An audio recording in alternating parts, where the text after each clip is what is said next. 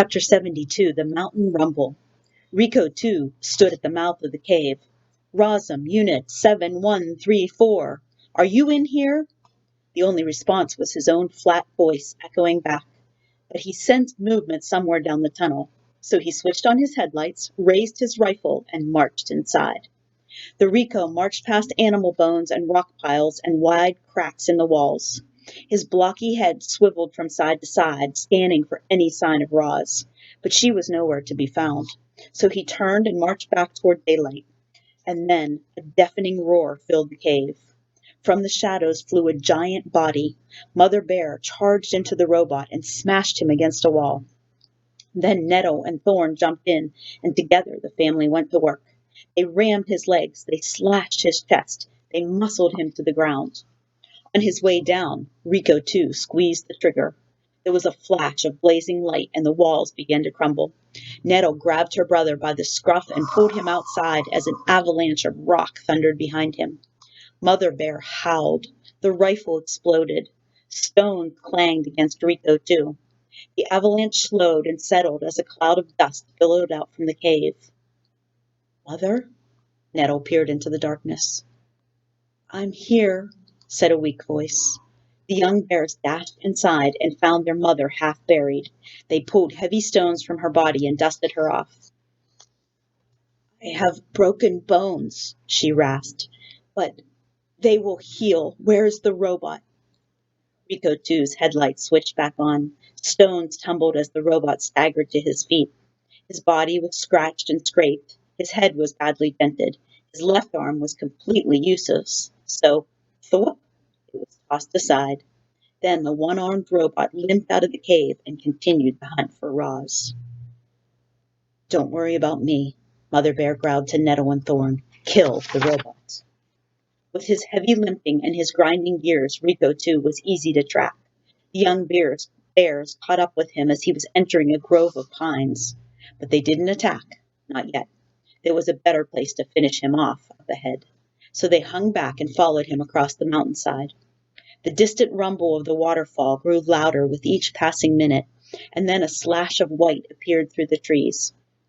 Soon the robot was standing beside the rolling, frothing river just above the falls. He was too badly damaged to leap over the falls, or to wade through the rapids, or to climb down the cliffs. But he had to continue his hunt for the target, so he started limping upriver in search of a safer crossing. There was a rustling, and the young bears exploded out from the trees. They threw their heavy shoulders against the robot's body, and he stumbled sideways onto the riverbank. Nettle reared up and wrestled the robot, twisting and shaking him with all of her strength. Rico, too, felt his feet slipping on the rocks. He felt his body tipping over, and then he plunged into the white water. And he brought Nettle with him. The current immediately swept Nettle toward the falls. She rolled through the rapids, crashed into one rock, and then desperately clambered onto another. Rico, too, stood straight up, and the river rushed around him. He took a step, slipped, and disappeared beneath the water. But then he was up again. Thorn ran to help his sister, but she was pointing upriver and roaring, "Use the logs!" When the younger bear turned around, he saw what she meant. A jumble of broken logs were wedged between the rocks of the rapids, and a moment later Thorn was on top of them. With water sloshing over his back, he forced a paw between the logs and pried the top one loose. It splashed into the river and wound its way down through the rapids, only to roll harmlessly past the robot. Then it dropped out of sight. The bear tried again. He popped another log into the river, and this one spun just in time to ram its full weight into the robot's chest. Rico, too, went sailing backwards and sank beneath the surface. When he reappeared, the river was full of heavy wooden torpedoes. One log pounded the robot's shoulder. Another slammed his face. More logs knocked him closer and closer to the falls. The current became too much for the injured robot, and it carried him away. He grasped for anything solid he could cling to, but the rocks were too slippery, so he settled for a fistful of fur. Nettle had been hanging onto one rock this whole time, but now that the robot was pulling her, she started losing her grip. She couldn't hang on much longer. Finally, she cried out, "I'm sorry, Thorn," and she let go. Nettle and Rico, too, surged toward the rumbling falls. The bear felt the robot release his grip. She watched him glide over the edge, and then she closed her eyes and waited for the end to come. But it was not Nettle's time. Reader, what happened next is hard to believe. You see, the river didn't fall away beneath Nettle, it tightened around her. Hundreds of fish surrounded the bear.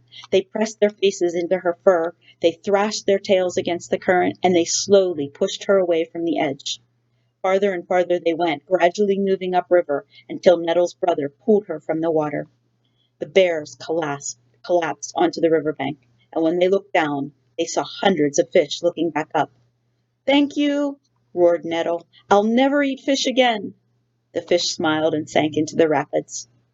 "I thought you were dead," said Thorn, breathing hard. "So did I," Nettle laughed. "Looks like you're stuck with me a little while longer, little brother." "I'm not little." It felt good to joke, but the bears quickly turned serious. They were both bruised and bleeding, and their mother was in far worse condition. However, it would all be worthwhile if Rico, too, had finally been killed. The bears crept to the edge of the cliff, and there, at the bottom of the waterfall, strewn across the wet rocks, was the shattered body of the dead Rover. Here's an illustration of Rico 2 going over the falls.